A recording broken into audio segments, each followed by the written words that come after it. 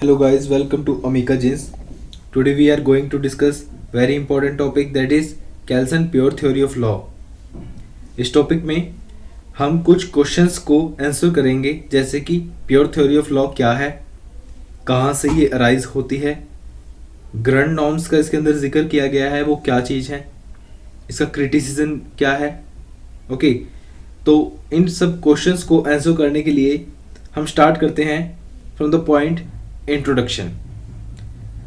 So with the point introduction, जो pure theory of law है इसे हम Veena school of legal thought भी कहते हैं।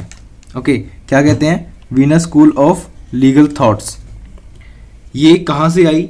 ये एक हैंस केल्सन जो हैं, हैंस केल्सन जो एमिनेंट जूरिस्ट हैं, वो उस टाइम पे प्रोफेसर थे वीना में, जो कि ऑस्ट्रिया यूनिवर्सिटी में। ओके, ऑस्ट्रिया यूनिवर्सिटी में हैंस केल्सन जी प्रोफेसर थे।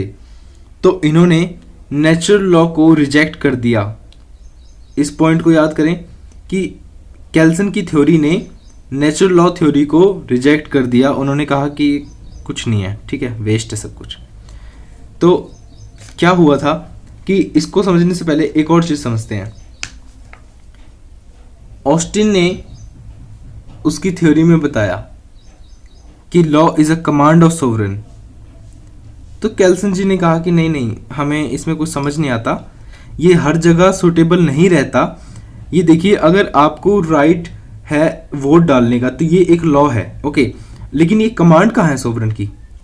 क्या ये कमांड है कि आप स्पेशल किसी किसी को कमांड करते हैं क्या सोवरेन? नहीं ना। तो फिर ये लॉ कैसे हो सकता है? आप बताइए आपकी डेफिनेशन के अकॉर्डिंग। तो वो कहते हैं कि जो थ्योरी मैं दूंगा, केल्सन जी कहते हैं कि जो थ्योरी मैं दूंगा उसके अंदर आप किसी भी लीगल सिस्टम को डाल के देखना और ये थ्योरी बहुत बढ़िया से काम करेगी। तो इन्होंने नेचुरल लॉ स्कूल के थॉट्स को रिजेक्ट कर दिया और Kelsen theory as reaction against model schools.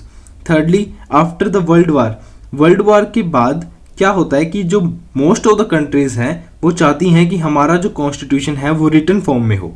Okay, अब क्या है कि जो फंडामेंटल लॉ है वो बेसिस बन जाता है लीगल सिस्टम का। ओके, और जो आइडिया होता है ग्रैंड नॉर्म्स का वो यहाँ से अराइज होता है। अब क्वेश्चन अगर आ जाता है एमसीक्यू टाइप में कि ग्रैंड नॉर्म कहाँ पे जिक्र किया गया है, वो है केल्सन प्योर थ्योरी ऑफ लॉ में। तो आइडिया जो है, फाउंडेशन स्टोन जो है ग्रैंड नॉर्म की, इसी थ्योरी से अराइज होती है। वो कहते हैं कि जो ग्रैंड नॉर्म है वो एक बेसिक नॉर्म है। जो ग्रैंड नॉर्म है वो क्या है? एक बेसिक नॉर्म है, और जो बाकी के जो नॉर्म्स हैं वो उसको सबऑर्डिनेट नॉर्म्स, ग्रैंड नॉर्म्स को फॉलो करेंगे, बेसिक नॉर्म को फॉलो करेंगे। Okay, next point is what is pure theory of law. Pure theory of law क्या चीज है? केल्सन जी के according law is normative science, और ये जो लॉ के नॉर्म्स हैं, norms means rules, principles. Okay, ये जो लॉ के प्रिंसिपल्स हैं, रूल्स हैं, ये थोड़े अलग हैं। किस चीज़ से? साइंस के नॉर्म से। तो वो कैसे इनको डिफ्रेंशिएट करते हैं? वो कहते हैं कि जो साइंस के जो नॉर्म्स हैं ना वो इज के ऊपर बेस करते हैं, और जो लॉ के नॉर्म हैं वो ऑट के ऊपर बेस करते हैं। इसी थ्योरी को और अच्छे तरीके से समझते हैं। फॉर एग्जाम्पल, आप ये समझिए कि जो साइंस बैकग्राउंड के होंगे ना वो बहुत अच्छे से समझ सकते हैं, वैसे भी समझ सकते हैं, बड़ी बेसिक सी चीज़ है। हाइड्रोजन के 2 मॉलिक्यूल और ऑक्सीजन का 1 मॉलिक्यूल जब कभी भी मिलते हैं तो क्या बनता है? वाटर मिलता है, ठीक है, वाटर उसका रिजल्ट होता है। तो इससे हमें क्या पता है कि ये कॉज एंड इफेक्ट के ऊपर बेस्ड थ्योरी है। अगर 2 मॉलिक्यूल हाइड्रोजन के 1 ऑक्सीजन का मिलेगा तो हमेशा पानी ही बनेगा, कुछ और नहीं बनेगा, ठीक है। लेकिन लॉ में ऐसा नहीं होता है। ओके, तो यहाँ पे इज और ऑट का कैरेक्टर आ जाता है। Law of natural science, natural science में ग्रेविटेशनल लॉ हो गया, जैसे ये सब नेचुरल साइंस के अंदर आते हैं। Are found in the form of is, ये इज के फॉर्म में मिलते हैं। However law is the knowledge of what the law ought to be. Law ऐसी नॉलेज है, इस चीज की नॉलेज है कि लॉ क्या होना चाहिए, इस चीज की नॉलेज है। तो यहाँ पे ऑट जो आ जाता है वो ऑट कैरेक्टर को डिफाइन करता है। ओके, अब क्या कहते हैं कि लॉ जो है डील करता है as it is, what is law, जैसे पॉजिटिव लॉ स्कूल में, एनालिटिकल लॉ स्कूल में हम पढ़ के आए हैं अभी ऑस्टिन जी के बारे में, बेंथम जी के बारे में, जो बताते हैं कि लॉ एक्चुअल में है क्या। Okay, means what is law in actuality. Reality में लॉ जो भी है उसकी स्टडी करना लॉ है, ना कि लॉ क्या होना चाहिए। केल्सन जी भी इस बात से एग्री करते हैं। केल्सन जी ने इन्फ्लुएंस तो हो गए ऑस्टिन की थ्योरी से, बट केल्सन जी ने ऑस्टिन की थ्योरी को प्रॉपरली एडमिट नहीं किया। उन्होंने कहा कि ये जो आपका कंसेप्ट है ना, कमांड ऑफ सोवरेन, मुझे हजम नहीं होता, मुझे अच्छा नहीं लगता ये आपका कमांड ऑफ सोवरेन, ये हर जगह अप्लाई नहीं होता है। ठीक है, फॉर एग्जाम्पल अगर कोई कहता है कि one shall not steal, it has no penal consequences, but if it is in legal norms a person steals, he ought to be punished by the competent norms. वो मॉरल नॉर्म्स के बीच में और लीगल नॉर्म्स के बीच में difference बताते हैं, और उस डिफरेंस को हम ऐसे समझते हैं कि एक एग्जाम्पल के तौर पे कि अगर कोई कुछ चोरी कर लेता है तो मॉरल उसमें कहते तो हैं कि यार चोरी करना बहुत बुरी बात है, पाप है, बट उसके कोई लीगल कॉन्सिक्वेंसेस थोड़ी है, पेनल कॉन्सिक्वेंस थोड़ी है, उसको कोई सजा थोड़ी मिलती है। ऐसे कहते हैं कि कर्मा विल से, कर्मा कुछ क्या करेगा, कर्मा कब क्या करेगा बताओ। ठीक है, बट अगर यही चीज ऐसे हो जाए, लीगल नॉर्म्स से व्यू से देखा जाए, तो अगर कोई व्यक्ति कुछ चोरी करता है तो उसको पनिशमेंट मिलनी चाहिए किसके अकॉर्डिंग, कॉम्पिटेंट नॉर्म्स के अकॉर्डिंग, जो पर्टिकुलर रूल्स हैं थेफ्ट से related. Okay, so discussing grand norms, very important concept आता है ग्रैंड नॉर्म्स का, बहुत बार क्वेश्चन राइज होता है ग्रैंड नॉर्म्स से। केल्सन प्योर थ्योरी जो है वो एक पिरामिडियल स्ट्रक्चर पे बेस्ड करती है। ठीक है, ये कहते हैं कि जो छोटे नॉर्म्स हैं, जो सबऑर्डिनेट नॉर्म्स हैं, वो वैलिडिटी गेन करते हैं, ड्राइव करते हैं कहाँ से, बेसिक नॉर्म से। बेसिक नॉर्म मतलब ग्रैंड नॉर्म, ग्रैंड नॉर्म को बेसिक नॉर्म कहा जाता है। Okay, all other norms get validity from grand norms. जैसे कि ये सपोज कीजिए हमारे पास कोई नॉर्म्स हैं, ये हमारे पास कोई रूल्स हैं, तो ये रूल्स कब रूल्स बने होंगे, कब ये वैलिड हुए होंगे, जब ये ग्रैंड नॉर्म्स के अकॉर्डिंग हुए होंगे। ओके, आप इसको ऐसे समझिए कि हमारे इंडिया में जब कभी भी कोई लॉ इनेक्ट होता है, लॉ कोई बनता है, तो वो जो बना हुआ लॉ है, जो छोटा अभी बनेगा या फिर बन चुका है, वो है नॉर्म। लेकिन वो वैलिडिटी कैसे मिली उसको, किस चीज़ को सुप्रीम कहते हैं हम, सुप्रीम कहते हैं कॉन्स्टिट्यूशन को, कि कॉन्स्टिट्यूशन हमारा सुप्रीम है। हम देखते हैं वो लॉ कहीं अनकॉन्स्टिट्यूशनल तो नहीं है, कॉन्स्टिट्यूशन के किसी प्रोविजन से, किसी फंडामेंटल राइट से स्टक तो नहीं करता। अगर नहीं करता तो वैलिड भी हो जाता है, अगर करता है तो उसको इनवैलिड कह देते हैं। ऐसा ही होता है ना, अनकॉन्स्टिट्यूशन कह देते हैं ना। तो यही चीज़ें, इन्हीं चीज़ों को कहते हैं ग्रैंड नॉर्म का कंसेप्ट। तो एक हिसाब से हमारे इंडिया में जो कॉन्स्टिट्यूशन है वो ग्रैंड नॉर्म है, कह सकते हैं। कहीं लिखा हुआ नहीं है कि कॉन्स्टिट्यूशन को ग्रैंड नॉर्म कहते हैं, कोई पीडीएफ नहीं है, कोई हमने नोट्स नहीं बना रखे स्पेशल कि हाँ कॉन्स्टिट्यूशन को ऐसे कहते हैं, कोई पर्टिकुलर एक्ट नहीं है, लेकिन कह सकते हैं क्योंकि वैलिडिटी वहाँ से राइज होती है, वहाँ से ड्राइव की जाती है। ठीक है, तो हर लीगल सिस्टम में एक ग्रैंड नॉर्म जरूर होता है। ठीक है, always grand norm, although it forms are different, हमेशा उसकी फॉर्म्स डिफरेंट होती हैं। जैसे ब्रिटेन में जो ग्रैंड नॉर्म है वो क्राउन है, अगर क्राउन के अकॉर्डिंग वो जो लॉ बन रहे हैं वो वैलिड है तो वैलिड है सब। यूएसए में कॉन्स्टिट्यूशन है। इंडिया में हम बल्कि ऐसे कह सकते हैं कि जो बेसिक स्ट्रक्चर है, केशवानंद भारती केस में बताया गया था ना कि बेसिक स्ट्रक्चर क्या है, बेसिक स्ट्रक्चर के ऊपर अमेंडमेंट की जा सकती हैं। तो ये जो बेसिक स्ट्रक्चर है ना, ये शायद यही हमारा ग्रैंड नॉर्म हो। प्रेम्बल के अंदर कुछ शब्द लिखे गए हैं, ठीक है, वो हमारी ग्रैंड नॉर्म हो, तो इसको हम ग्रैंड नॉर्म का ऐसे कह सकते हैं कि वो ओरिजिन है हमारे इंडिया में। ऑल्दो नेचर और origin of grand norm are not covered under this theory. इस थ्योरी में केल्सन जी ने हमें ग्रैंड नॉर्म्स के बारे में कुछ ज़्यादा खास बताया नहीं है कि इसका ओरिजिन क्या है और ये क्या क्या कवर करता है। लेकिन जब भी क्वेश्चन अराइज होता है कि ग्रैंड नॉर्म्स क्या चीज़ है, तो अगर इसको आंसर करने लग जाएं तो हमें पता लगेगा कि जो ग्रैंड नॉर्म्स हैं वो कोई प्योर नहीं है, वो मिश्रित है। जैसे कि किसी किसी से पॉलिटिकल से, सोशियोलॉजी से, इकोनॉमिक्स से, सभी चीज़ों को मिला के लॉ के साथ फिर ग्रैंड नॉर्म्स बनाए जाते हैं। तो इस हिसाब से तो फिर हमारी थ्योरी प्योर थ्योरी नहीं रह जाती। और ये जो थ्योरी है ये सिर्फ लॉ की बात करती है, ये किसी रिलेशन के साथ बात नहीं करती, ना ये law with sociology, law with political science कुछ नहीं बताती। Only the main thing is law as it is. Kelsen considered legal science as a pyramid of norms with grand norms at the apex. जो subordinate norms होंगे उनको basic norm control करेगा, ठीक है, उनको वैलिडिटी देगा. फॉर एग्जाम्पल, जब एक स्टैट्यूट जो होता है वो वैलिड कब बनता है, पार्लियामेंट लॉ बनाता है, वो वैलिड कब बनता है, जब वो लीगल अथॉरिटी के द्वारा बनाया जाए, लेजिस्लेटिव बॉडीज के द्वारा, और वो वैलिड हो जब वो अपनी अथॉरिटी ड्राइव कर लेता है कॉन्स्टिट्यूशन से. अभी बताया जैसे ऊपर कि जब कभी हम पार्लियामेंट हमारा लॉ बनाता है हमारे लिए या फिर कोई लेजिस्लेशन बनाता है हमारे लिए, तो क्या होता है कि जब वो कॉन्स्टिट्यूशन के साथ स्ट्रक नहीं करता, कॉन्स्टिट्यूशनली वैलिड होता है, तो हम उसे वैलिड लॉ मान लेते हैं. तो इस हिसाब से हमारा कॉन्स्टिट्यूशन ग्रैंड नॉर्म हुआ, है ना. नाउ क्वेश्चन अराइजेस कि from where grand norm drive its validity. अब ग्रैंड नॉर्म तो सबको वैलिडिटी दे रहा है, लेकिन उसकी खुद की वैलिडिटी कहाँ से आई? इस क्वेश्चन को आंसर करने के लिए कोई आंसर नहीं है.